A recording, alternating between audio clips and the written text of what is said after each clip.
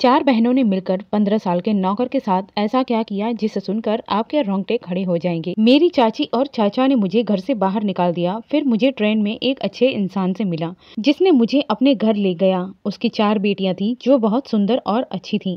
एक रात जब मैं सो रहा था, अचानक उसकी बड़ी बेटी मेरे कमरे में आई और उसने ऐसी बात कही जिसे सुनकर मैं चौंक गया, क्योंकि वो मेरे साथ करना चाहती थी। उसे सुनकर मेरे होश उड़ गए। मुझे नहीं पता था कि मेरी किस्मत मुझे कहाँ ले जाएगी।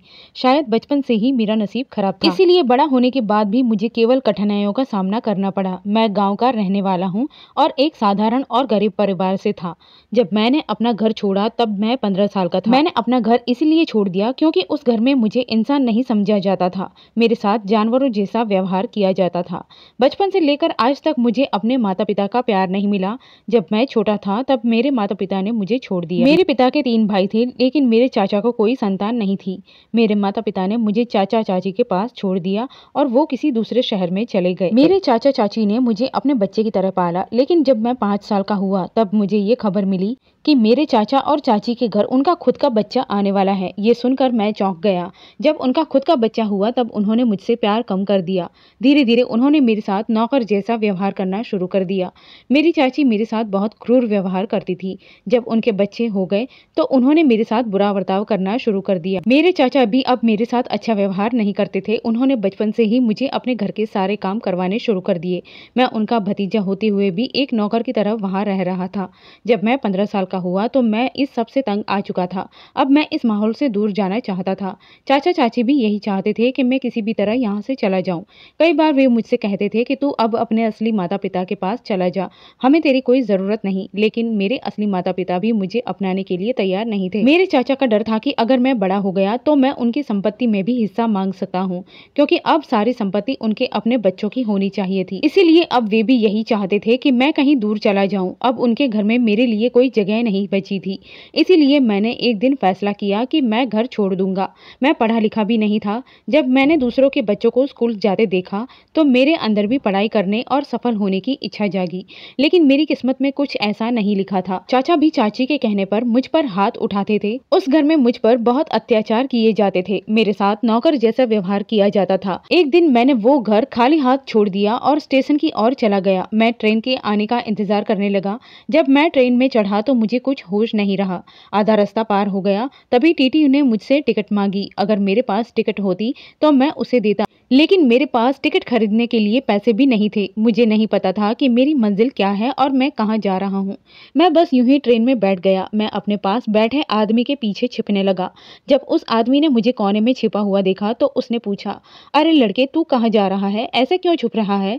फिर मैंने उस आदमी को अपनी पूरी कहानी बता दी। मेरी कहानी सुनकर उसे मुझ पर दया आ गई। वो मेरे बारे में सोचने लगा और मुझसे कहने लगा, तुझे इस तरह अपना घर नहीं छोड़ना चाहिए था। चलो मैं इस टीटी से बात करता हूँ और तुझे मेरे घर के पास वाले स्टेशन की टिकट दिलवा देता हूँ। मैंने उससे पूछा, साहब मैं आपके घर जाकर क्या करूँगा? तो उसने मुझसे पूछा, फिर तू कहाँ जाएगा? वो आदमी मुझे बहुत ध्यान से देख रहा था, मानो उसे मेरी बहुत चिंता हो। उसे देखकर मैं चुप हो गया। फिर उसने मुझे अपने साथ उसके घर चलने के लिए कहा। उसने कहा, मुझे किसी लड़के की जरूरत है जो मेरे साथ रह सके और मेरी मदद कर सके। मेरी 4 बेटियां हैं, लेकिन मेरा कोई बेटा नहीं है। मैं एक ईमानदार व्यक्ति की तलाश में हूँ जो मेरी बेटियों की रक्षा कर सके और मेरे काम में मेरी मदद कर सके। उसने आगे कहा, मेरी एक बड़ी इलेक्ट्रॉनिक्स की दुकान है और मैं घर का एकमात्र कमाने वाला हूँ, इसीलिए मुझे कई समस्याओं का सामना करना पड़ता है। मेरी पत्नी भी नहीं है, इसीलिए मेरी बेटियों की देखभाल मुझे ही करनी पड़ती है। इसी कारण मैं किसी ऐसे व्यक्ति को खोज रहा हूँ जो मेरी बेटियों के लिए सहायक हो और मेरे काम में मदद करे। तू अभी बच्चा है और मेरी चारों बेटियां तुझे अपना भाई मानेंगी और तुझसे प्यार करेंगी। उस आदमी ने कहा, मेरी 4 बेटियां हैं, इसीलिए मेरे घर में थोड़ा ज्यादा काम होता है। मैं चाहता हूँ कि मेरी बेटियां पढ़ लिख कर सफल बने। मैं उन्हें अनपढ़ नहीं देखना चाहता। अगर तू चाहे तो मेरे घर रह सकता है। तुझे मेरे घर में खाना पीना और सम्मान भी मिलेगा। तुझे बस छोटे मोटे काम करने होंगे। मेरी बेटियों को बाहर अनावश्यक नहीं जाना पड़े, इसीलिए उनके लिए जो भी बाहर का काम हो वो तुझे करना होगा। अगर तू ये सब कर सकता है तो मैं तुझे अपने घर में जगह दूंगा। जो मैं खाऊंगा वही तुझे भी खिलाऊंगा और तुझे अच्छे कपड़े भी पहनने को दूंगा। उस आदमी की बात सुनकर मेरा दिल पिघल गया। मेरे घर पर सुबह शाम नौकर की तरह काम करवाया जाता था और मुझसे नफरत भी की जाती थी। मैंने सोचा कि इस आदमी की सेवा करनी चाहिए, शायद वो मेरे लिए कुछ अच्छा करेगा जिससे मेरा भविष्य बेहतर हो सके। जब मैं बड़ा हो जाऊंगा और उसकी बेटियां शादी करके अपने ससुराल चली जाएंगी तो मैं घर में अकेला रह जाऊंगा। शायद वो आदमी मुझे अपना बेटा बना लेगा। वो बहुत अमीर था, इसीलिए मुझे उसके घर पर रहने का लालच भी आने लगा। वो आदमी मुझे अपने साथ ले गया। जब हम घर पहुंचे तो शाम के 5 बज रहे थे। जैसे ही हम घर में दाखिल हुए, मैंने देखा कि 4 जवान और सुंदर लड़कियां उस आदमी के पास खड़ी थीं और पापा पापा कहकर उनके जेब में कुछ ढूंढ रही थीं। मैं उन चारों को देखता ही रह गया। वे सभी बहुत सुंदर थीं। वो भी आश्चर्य से मेरी ओर देख रही थीं। एक लड़की अपने पिता से कहने लगी, पापा आप किसे अपने साथ लाए हैं? आपके पास बेटा नहीं है तो क्या अब आप बाहर से कोई भी लड़का लाकर रखेंगे? तब साहब ने जवाब दिया, मैं इस लड़के को तुम्हारी मदद के लिए लाया हूँ ताकि तुम्हें अपनी पढ़ाई में कोई समस्या ना हो। मैं चाहता हूँ कि मेरी बेटियां पढ़ लिख कर सफल बने और अपने पैरों पर खड़ी हों। उस दिन मैंने वहाँ काम करना शुरू किया। वहाँ मुझे रहने के लिए एक छोटा सा कमरा दिया गया था। मैं उसी कमरे में रहता और वहीं सोता था। साहब की सबसे बड़ी बेटी 24 साल की थी और वो हमेशा मुझसे बातें करती रहती थी। उसका नाम नैना था। नैना कहती थी, मुझे पढ़ाई करने का शौक नहीं है, लेकिन हमारे पापा हमें जबरदस्ती पढ़ाई करने के लिए कहते हैं। उसकी बातें सुनकर मुझे आश्चर्य हुआ। मैं एक लड़का था, फिर भी मुझे कभी पढ़ने का मौका नहीं मिला, लेकिन उसके पिता ने अपनी बेटियों को पढ़ने का अवसर दिया था। फिर भी वे पढ़ाई पर ध्यान नहीं देती थीं। वे सारा दिन मोबाइल या टीवी में लगी रहती थीं या फिर आपस में मजे करती रहती। अब मुझे वहाँ काम करते हुए 2 साल हो चुके थे और मैं 17 साल का हो गया था। एक रात जब मैं अपने कमरे में सो रहा था तो अचानक मुझे दरवाजे पर हल्की आहट सुनाई दी। मैं तुरंत जाग गया। मुझे नींद बहुत आ रही थी, लेकिन जब मैंने दरवाजा खोला तो जो दृश्य मेरे सामने था उसे देखकर मैं हैरान रह गया। नैना मेरे सामने खड़ी थी। मुझे समझ नहीं आ रहा था कि वो इतनी रात को इतने सुंदर कपड़े पहनकर कहाँ जा रही थी। मैंने उसे अजीब नजरों से देखना शुरू किया, लेकिन उसकी हरकतें देखकर ऐसा लगा कि वो कहीं बाहर नहीं जा रही बल्कि मेरे कमरे में ही आ रही थी। मैंने उसे रोककर पूछा, नैना तुम इतनी रात को मेरे कमरे में क्यों आई हो? तो वो कहने लगी, मुझे तुम्हारे कमरे में थोड़ा काम है, तुम बाहर चले जाओ। इतना कहकर उसने तेजी से दरवाजा खोला और मेरे कमरे में आ गई। मुझे मजबूर होकर अपने कमरे से बाहर जाना पड़ा। फिर उसने मुझसे कहा, तुम हॉल में जाकर सो जाओ, वहां तुम्हारे लिए पहले से ही एक कंबल रखा हुआ है। मैं तुम्हें सुबह 5 बजे जगा दूंगी, फिर तुम अपने कमरे में आकर सो सकते हो। उसकी बात सुनकर मैं बहुत हैरान रह गया। उसने आगे कहा, मैं तुम्हारे कमरे में चोरी करने नहीं आई हूँ। फिर मैं हॉल में जाकर बैठ गया। मैंने चारों तरफ नजर दौड़ाई तो देखा कि वाकई में सोफे पर एक कंबल पड़ा हुआ था, यानी उसने मेरे लिए सोने की व्यवस्था पहले ही कर दी थी। मैं बहुत दुबला पतला था, इसीलिए सोफे पर आराम से सो गया और कंबल ओढ़कर सो गया। ठंड भी महसूस नहीं हुई और मैं गहरी नींद में चला गया। सुबह जब मैंने आंखें खोली तो 5 नहीं बल्कि 8 बज चुके थे। जब मेरी आंख खुली तो मैंने देखा कि साहब मेरे सामने खड़े थे। उन्होंने मुझसे पूछा, तू यहाँ क्यों सो रहा है? मैंने तुझसे कितनी बार कहा है कि अपने कमरे में ही रहा कर, ये लड़कियों का घर है बेटा। मैं समझता हूँ कि तू अभी छोटा है, लेकिन तुझे ऐसी आदतें नहीं डालनी चाहिए जिससे मेरी बेटियों को किसी परेशानी का सामना करना पड़े। साहब की बातें सुनकर मैं थोड़ा नर्वस हो गया। नैना की बातें मेरे दिमाग से निकल चुकी थी, लेकिन अब मुझे शर्मिंदगी महसूस हो रही थी। मैं बिना कुछ कहे अपने कमरे में वापस चला गया। सुबह के काम शुरू होने में अभी 2 घंटे बाकी थे, लेकिन जैसे ही मैं अपने कमरे में गया मैंने देखा कि मेरा कमरा अजीब हालत में था। वहां खाने पीने की चीजों के खाली रैपर पड़े हुए थे। ऐसा लग रहा था जैसे मेरे कमरे में कोई पार्टी हुई हो, लेकिन जब मैंने नीचे देखा तो टूटी हुई कांच की चूड़ियां बिखरी पड़ी थी। मुझे आश्चर्य हुआ कि नैना यहाँ खाने पीने या कुछ करने आई थी। उसने इतनी सजावट करने की क्या जरूरत थी? जब मैं चारों तरफ ध्यान से देखने लगा तभी मुझे किसी के रोने की आवाज सुनाई दी। आवाज सुनकर मैं तुरंत उस कमरे की तरफ बढ़ा। जब मैंने देखा तो आवाज नैना के कमरे से आ रही थी। नैना दर्द से रो रही थी। उसके रोने की आवाज सुनकर मैं उसके कमरे में गया तो अचानक रोने की आवाज बंद हो गई। मैंने देखा कि नैना के पापा अपनी बेटियों पर चिल्ला रहे थे और उनकी बेटियां भी उन पर गुस्से से चिल्ला रही थीं। लेकिन जैसे ही उन्होंने मुझे देखा दोनों अचानक चुप हो गए। साहब मुझसे गुस्से में पूछने लगे, तू यहाँ क्यों आया है? मैंने तुझे यहाँ बुलाया नहीं, फिर तू यहाँ क्या करने आया? साहब मुझे बहुत गुस्से में लग रहे थे और डरावनी नजरों से मेरी तरफ देख रहे थे। मुझे वहां से बाहर आना पड़ा, लेकिन जैसे ही मैं कमरे से बाहर निकला फिर से नैना के रोने की आवाजें आने लगी। वो चिल्ला रही थी, पापा मेरे बाल छोड़ो, मुझे दर्द हो रहा है, मुझ पर दया करो। नैना की आवाज सुनकर मैं डर गया। ये सब क्या हो रहा है? मैं मन ही मन सोचने लगा, मैंने तो कोई गलती नहीं की, फिर ये सब क्यों हो रहा है? मैं अपने कमरे में जाकर बैठ गया। साहब ने मुझे अब तक कोई काम नहीं सौंपा था, इसीलिए मैं बस चुपचाप तक बैठा रहा। फिर मैंने देखा कि साहब दुकान की चाबी लेकर बाहर गए। मुझे नहीं पता कि रात को ऐसा क्या हुआ था जिससे साहब इतने गुस्से में थे। फिर पूरा दिन बीत गया और रात होने में थोड़ा समय बचा था। तभी नैना मेरे कमरे में आई। उसकी आंखों में आंसू थे। उसने मुझसे कहा, अंकित सुनो, मुझे तुमसे कुछ बात करनी है। मैं खड़ा हुआ और उससे पूछा, क्या हुआ?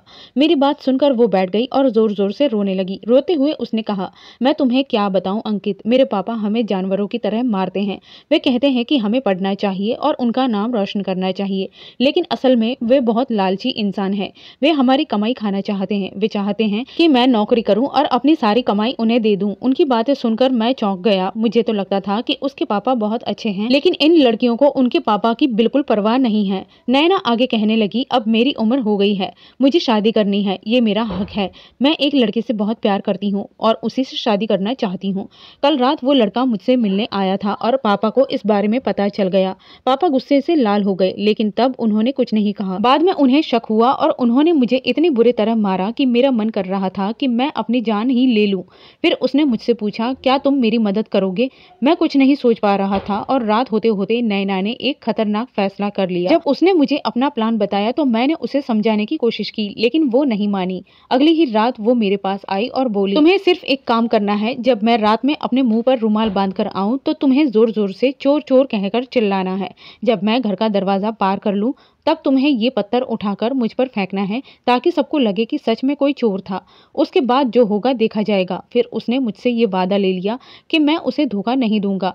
उसने कहा कि अगर मैंने उसका साथ नहीं दिया तो वो सब कुछ अपने पापा को बता देगी और फिर वो मुझे मार डालेंगे। मुझे कोई बड़ा काम नहीं करना था, इसीलिए मैंने उसकी बात मान ली। लेकिन दुर्भाग्य से जब मैंने पत्थर उठाकर सामने की दीवार पर फेंकने की कोशिश की तो उसी वक्त साहब वहां से गुजर रहे थे। मुझे नहीं पता था कि नैना अपने ही पिता का दुश्मन बन चुकी है। उसने मुझे इशारा किया और मैंने पत्थर फेंका, लेकिन वो सीधा साहब के सिर पर जा लगा। साहब जमीन पर गिर पड़े और जोर जोर से कराहने लगे। जो कुछ हुआ उसका मुझे तुरंत पछतावा होने लगा। नैना भी वहीं खड़ी रह गई, वो अपनी जगह से हिली तक नहीं। फिर साहब को अस्पताल ले जाया गया, लेकिन वहां उन्होंने दम तोड़ दिया। पुलिस जांच करने पहुंची और पूरा सच सामने आ गया। हालत ऐसे बने कि मुझे भी जेल जाना पड़ा। साहब की बाकी 3 बेटियों को लगा कि इस सब के लिए मैं ही जिम्मेदार हूँ। उन्होंने मुझे पुलिस के हवाले कर दिया। मैंने जेल में अपनी सजा काटी, जबकि मैंने कोई अपराध नहीं किया था। मैं सिर्फ साहब के घर में काम करता था। मेरा मकसद उनकी बेटियों को फंसाना नहीं था, लेकिन जब किसी पर इल्जाम लग जाता है तो कोई उसकी बात पर भरोसा नहीं करता। जब मैं जेल गया तो मुझे नैना के साथ ही एक ही जेल में रखा गया था। एक दिन एक लड़का इंटरव्यू के लिए जेल में आया। वो नया नया केस खोजता रहता था और हर दिन पुलिस अधिकारी से पूछता कि इस लड़के को एक लड़की के साथ एक ही जेल में क्यों रखा गया है। वो रिपोर्टर बहुत हैरान था। उसका नाम आकाश था। वो सोच रहा था कि ये लड़का महिला जेल में क्या कर रहा है। आमतौर पर पुरुषों और महिलाओं को अलग अलग जेलों में रखा जाता था, लेकिन यहाँ एक 17 साल का लड़का और 26 साल की खूबसूरत लड़की एक ही जेल में बंद थे। ये देखकर रिपोर्टर चौंक गया। एक दिन उसने जेलर से पूछा, मामला क्या है? इस महिला जेल में ये लड़का क्यों रखा गया है? ये लड़का तो पुरुषों की जेल में होना चाहिए था या फिर किशोर अपराधियों की जेल में। जेलर ने जवाब दिया कि उन्हें एक ही सजा दी गई है, इसीलिए दोनों को एक ही जेल में रखा गया है। अगर तुम्हें इस लड़की के बारे में और जानकारी चाहिए तो तुम्हें साहब की इजाजत लेनी होगी, क्योंकि जिसने इन दोनों को जेल में डलवाया है वो कोई और आम आदमी नहीं है, बल्कि खुद एक पुलिस अधिकारी है। रिपोर्टर ये सुनकर और भी हैरान हो गया। उसके मन में बार बार यही सवाल उठ रहा था कि पुलिस अधिकारी ने ऐसा क्यों किया और इस लड़के को एक लड़की के साथ जेल में क्यों रखा। रिपोर्टर ने आखिरकार साहब से इजाजत ली और मुझसे मिलने की कोशिश की। जेलर ने उसे मेरे पास भेजा और कहा, ये आकाश है, एक रिपोर्टर। ये यहाँ आता रहता है और तुझे देखता रहता है। इसे समझ नहीं आ रहा कि तू एक लड़की के साथ जेल में क्यों बंद किया गया। रिपोर्टर मेरी तरफ देख रहा था, लेकिन मैंने डर के मारे अपना चेहरा छुपा लिया। उसने नैना की तरफ देखा जो अपना चेहरा घुटनों में छुपाए बैठी थी। रिपोर्टर ने कहा, अगर तुम्हें अपना चेहरा छुपाने में इतनी शर्म आ रही है तो फिर तुमने इतना बड़ा पाप किया ही क्यों? लेकिन अब इन बातों का कोई फायदा नहीं था। फिर उसने मुझसे मेरा नाम पूछा और कहा, देखो मैं यहाँ तुम्हारी सजा कम करवाने नहीं आया हूँ, मैं सिर्फ तुम्हारा इंटरव्यू लेना चाहता हूँ। मुझे तुम्हारी जिंदगी के बारे में जानना है। मैंने गुस्से में कहा, ठीक है, लेकिन मैं तुम्हें कोई इंटरव्यू नहीं दूंगा। इतना कहकर नैना मुझसे पीठ फेर कर बैठ गई और अपना चेहरा छुपाने लगी। वो भी रिपोर्टर से कोई बात नहीं करना चाहती थी। रिपोर्टर को हमारे केस में बहुत दिलचस्पी होने लगी। उसने कहा, अगर मैं इंटरव्यू लूंगा तो तुम दोनों का एक साथ लूंगा, मुझे और कोई केस नहीं चाहिए। इतना कहकर वो जेल से चला गया और जाते जाते बोला, मैंने इससे ज्यादा दिलचस्प केस आज तक नहीं देखा। इसके बाद उसने हमारी फाइल देखने की कोशिश की। पहले तो जेलर ने उसे मना कर दिया, लेकिन बाद में रिपोर्टर ने उसे पैसे का लालच दिया। अब रिपोर्टर पूरी तरह से हमारे पीछे पड़ गया था।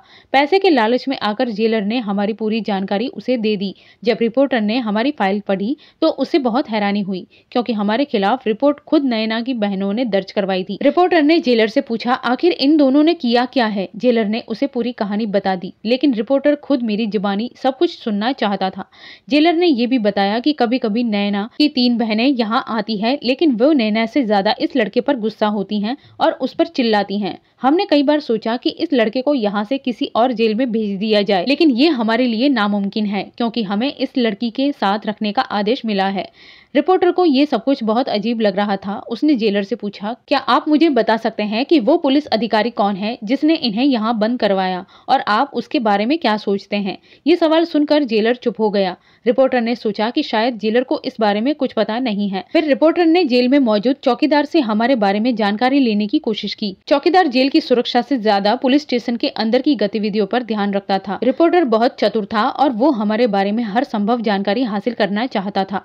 चौकीदार बहुत बुजुर्ग था और रिपोर्टर ने सोचा कि इस उम्र दराज व्यक्ति को इस मामले की पूरी जानकारी होगी। रिपोर्टर ने चौकीदार से पूछा, आप मुझे इस लड़की के बारे में बता सकते हैं? चौकीदार ने आश्चर्य से उसकी तरफ देखा और कहा, तुम इस लड़की के बारे में क्यों पूछ रहे हैं?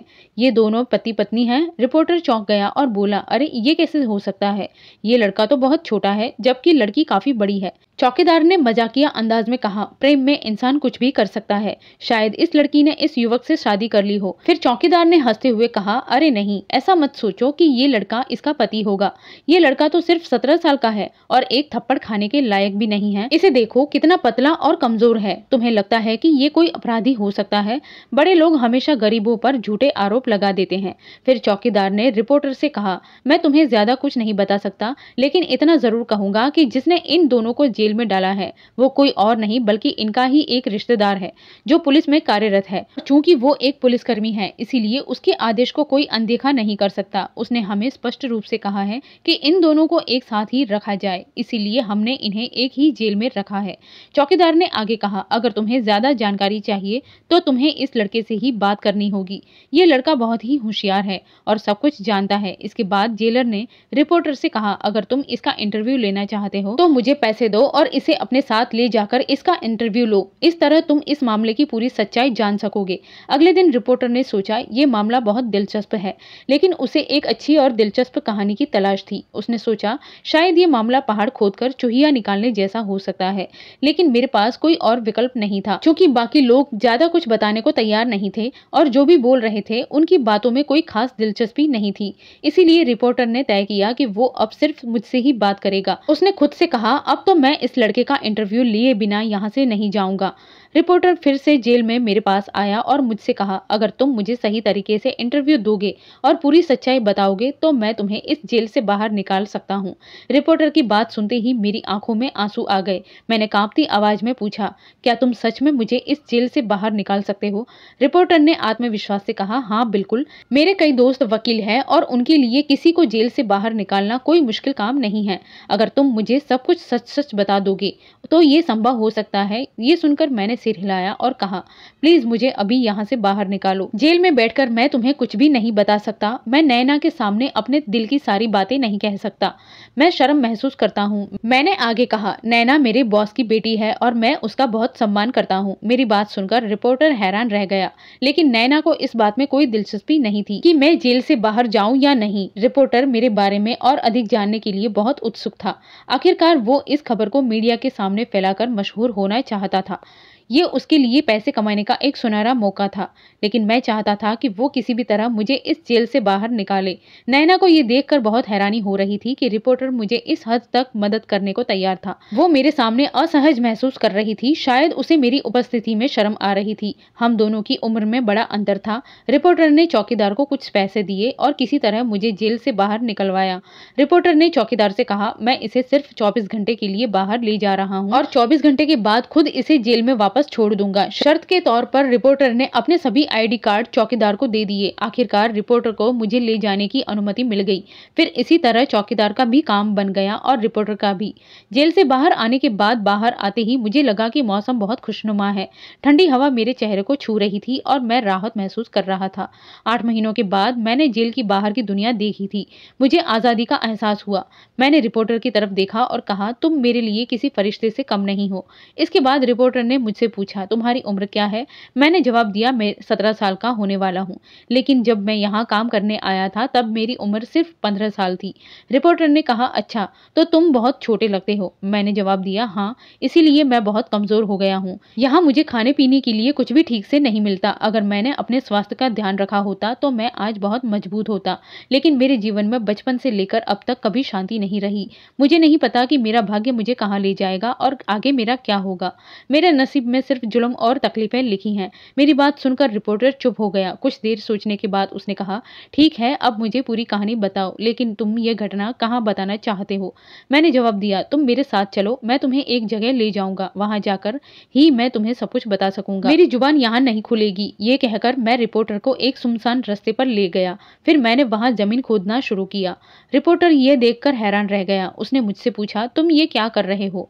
मैंने जवाब दिया, अगर तुम्हें मेरी कहानी सुननी है तो चुपचाप खड़े रहो और मुझे जो करना है वो करने दो। ये कहकर मैंने फिर से मिट्टी खोदना शुरू कर दिया। रिपोर्टर मुझे ध्यान से देख रहा था। लंबे समय तक मिट्टी खोदने के बाद जब मैंने उसमें हाथ डाला तो मुझे एक चाबी मिली। उस चाबी से हल्की हल्की आवाज आ रही थी। रिपोर्टर ने मुझे हैरानी से देखा और देखा कि मेरे हाथ में चाबियों का गुच्छा झूल रहा था। फिर रिपोर्टर ने मुझसे पूछा, ये क्या है? मैंने कहा, यही है, ये मेरे साहब के घर की चाबियां हैं। मैंने आगे कहा, मैंने अपने मालिक के साथ कभी भी धोखा नहीं किया। मैं तुम्हें अपने मालिक के घर लेकर चलूंगा। वहीं बैठकर हम आराम से बात करेंगे। वहां मैं तुम्हें चाय बनाकर पिलाऊंगा और तुम्हें पूरी घटना विस्तार से बताऊंगा। लेकिन ध्यान रखना, मेरी कहानी बहुत लंबी हो सकती है। तुम्हें इसे सुनकर बहुत कुछ लिखना पड़ेगा। ये सुनकर रिपोर्टर मुस्कुराया और कहा, तुम्हारी बातें सुनकर ऐसा नहीं लगता कि तुम एक बच्चा हो। तुम्हारी सोच और समझदारी देखकर ऐसा लग रहा है कि तुम 40 साल के अनुभवी आदमी हो। मैंने जवाब दिया, रिपोर्टर साहब, मेरी परेशानियों ने मुझे बच्चा नहीं रहने दिया, मुझे वक्त से पहले समझदार बना दिया। तुम सही कह रहे हो, लेकिन मेरी जिंदगी की मुश्किलों ने मुझे हमेशा गलत काम करने पर मजबूर किया है। मुझे कभी भी बचपन जीने का सुख नहीं मिला। मैं भी अपने जीवन में खेल कूद में आगे बढ़ना चाहता था, लेकिन न जाने क्यों मेरी किस्मत ने मेरा साथ नहीं दिया। फिर रिपोर्टर ने मुझसे पूछा, तुमने अपने साहब के घर की चाबियां यहाँ क्यों छुपाई थी? मैंने गहरी सांस ली और फिर कहना शुरू किया, नैना ने मुझसे कहा था कि चाबियां यहाँ छिपा दो। अगर हम कभी जेल से बाहर आए तो हमें किसी से चाबियां मांगने की जरूरत नहीं पड़ेगी। हम यहाँ से अपनी चाबी खुद ले लेंगे। ये सुनकर रिपोर्टर बहुत हैरान रह गया। फिर रिपोर्टर ने कहा, तुम दोनों जेल में जाने से पहले ही ऐसी बातें सोच रहे थे, लेकिन हैरानी की बात यह है कि तुम दोनों जेल में बहुत आराम से रह रहे थे। ऐसा लग ही नहीं रहा था कि तुम्हें वहां से बाहर निकलने की कोई इच्छा थी। मैंने रिपोर्टर की इस बात का कोई जवाब नहीं दिया और हम साहब के घर पहुंच गए। मैंने चाबी के गुच्छे में से एक चाबी निकाली और दरवाजा खोला। घर के अंदर का अजीब माहौल था। घर में एक अजीब सी बदबू आ रही थी। घर बहुत ठंडा लग रहा था क्योंकि वो कई महीनों से बंद पड़ा था। अंदर बहुत गंदगी और धूल जमा हो चुकी थी। मैं और रिपोर्टर धीरे धीरे घर के अंदर गए। मैंने रिपोर्टर से कहा, ये कमरा नैना का है। ये सभी बहनों में सबसे बड़ी थी और इसी की वजह से मैं आज जेल में सजा भुगत रहा हूँ। मुझे आज भी वो रात याद है। जब मैं उसके बारे में सोचता हूँ तो मेरा शरीर कांपने लगता है। मैंने रिपोर्टर को बैठने के लिए कहा और हम दोनों सोफे पर आमने सामने बैठ गए। मैंने पूरी अपनी कहानी सुनाई और मैंने रिपोर्टर को अपने बचपन से लेकर अब तक की पूरी कहानी सुनाई। कैसे मैं अपने घर से आया और कैसे साहब मुझे यहाँ लेकर आए और किस शर्त पर उन्होंने मुझे इस घर में रखा। जब मैंने पूरी घटना बता दी तो रिपोर्टर ने कहा, तुम्हारी कहानी बहुत दिलचस्प है, लेकिन तुम पागल हो। तुमने अपने अधिकारों के लिए लड़ाई क्यों नहीं लड़ी? फिर रिपोर्टर ने मुझसे पूछा, जब नैना तुम्हारी वजह से जेल गई तो तुमने कोई सबूत क्यों नहीं दिखाए जिससे तुम खुद को निर्दोष साबित कर सकते हैं? तुम्हारा पूरा जीवन दांव पर लगा हुआ है। क्या तुम अपनी जिंदगी जेल में बिताना चाहते हो? इसके बाद उसने मुझसे पूछा, और उन 3 लड़कियों का क्या जिन्होंने तुम्हारे खिलाफ शिकायत दर्ज कराई थी? मैंने जवाब दिया, वो तीनों बहनें नैना के साथ मिली हुई थी। उनकी भी यही योजना थी कि वे अपनी बहन के साथ मिलकर अपने पिता को मार डालें। लेकिन जब उन्होंने पुलिस को घटना स्थल पर देखा तो वो डर गईं। उन्हें लगा कि अगर पुलिस ने नैना को गिरफ्तार किया तो वे भी फंस जाएंगी। इसीलिए उन्होंने खुद पुलिस को बताया कि उनकी बहन नैना इस लड़के के साथ मिली हुई थी। इसी तरह उन्होंने पुलिस को बुलाया और हमें गिरफ्तार करवा दिया।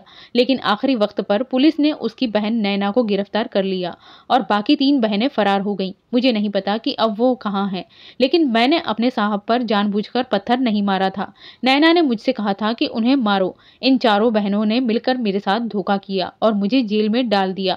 मैं कुछ नहीं कर सकता था क्योंकि मेरा साथ देने वाला कोई नहीं था, और जिसने मुझे जेल में डाला वो पुलिस अफसर साहब का भतीजा था, जो साहब की मौत पर बहुत दुखी था। इसी वजह से उसने मुझे और नैना को एक ही जेल में बंद कर दिया। मैं साहब को अपने पिता की तरह मानता था। वे मुझे मदद के लिए यहाँ लाए थे, लेकिन मुझे क्या पता था कि यहाँ आने के बाद मेरे साथ ये सब कुछ होगा। साहब हमेशा अपनी बेटियों की पढ़ाई की चिंता करते थे। वे चाहते थे कि अगर वो इस दुनिया में न रहे तो फिर उनकी बेटियों को भी किसी परेशानी का सामना न करना पड़े। लेकिन इन चारों बहनों ने अपने पिता को गलत समझा। उन्हें लगा कि उनके पिता उन्हें पढ़ाकर उनसे पैसे हड़पना चाहते हैं, लेकिन साहब बहुत अच्छे और ईमानदार इंसान थे। वे हमेशा अपनी बेटियों के भले के बारे में सोचते थे। काश मुझे उस दिन पता चलता कि इन चारों ने मिलकर अपने पिता को मारने की योजना बना रही हैं, तो मैं कभी उनका साथ नहीं दिया होता। मैंने साहब को सब कुछ बता दिया होता। रिपोर्टर ने मेरी कहानी सुनी और मुझे जेल से बाहर निकाला। रिपोर्टर ने मेरी पूरी कहानी ध्यान से सुनी और उसकी हर बात को नोट किया। 24 घंटे के बाद वो मुझे पुलिस स्टेशन लेकर गया। अगले दिन पुलिस स्टेशन के अंदर कई पत्रकार और वकील मौजूद थे जो मुझे जेल से छुड़वाना चाहते थे। वे चाहते थे कि मैं आजाद हो जाऊं। रिपोर्टर आकाश ने मेरा बहुत सपोर्ट किया। आखिरकार उन्होंने किसी तरह मुझे जेल से बाहर निकाल दिया। लेकिन नैना को उसके अपराध की सजा मिली और वो आज भी जेल में सड़ रही है। मैं आज 27 साल का हूँ और एक पत्रकार बन चुका हूँ। जब मैं जेल से बाहर आया तो रिपोर्टर ने मेरी कहानी एक मशहूर मैगजीन में छापी। ये कहानी बहुत लोकप्रिय हुई और रिपोर्टर भी बहुत प्रसिद्ध हो गया। मैंने रिपोर्टर के सामने हाथ जोड़कर कहा, आज तक किसी ने मेरा साथ नहीं दिया, लेकिन आज मैं आपका ऋणी हूँ। आपने मुझे एक बड़े भाई की तरह सहारा दिया। शायद इस दुनिया में मेरा कोई नहीं था जो मेरे लिए इतना बड़ा एहसान करता, लेकिन मुझे पता था कि रिपोर्टर ने ये सब अपने फायदे के लिए किया था। फिर भी उसने मेरी कहानी को मशहूर कर दिया और मुझे जेल से बाहर निकाल दिया। अब मैं अपनी नई जिंदगी में जी रहा हूँ। आज मैं 27 साल का हूँ। मैंने शादी कर ली है और एक जिम्मेदार इंसान बन चुका हूँ। मैंने अपनी पढ़ाई पूरी की और अब मैं भी एक पत्रकार बन गया हूँ। अब मैं अपने परिवार और दोस्तों के साथ बहुत खुश हूँ। अगर आपको हमारी कहानी पसंद आई हो तो इस वीडियो को लाइक करें। अगर आप हमारे चैनल पर नए हैं तो चैनल को सब्सक्राइब करें और हाँ, नोटिफिकेशन बेल को जरूर दबाएं ताकि आपको हमारे नए वीडियो की अपडेट सबसे पहले मिले। धन्यवाद।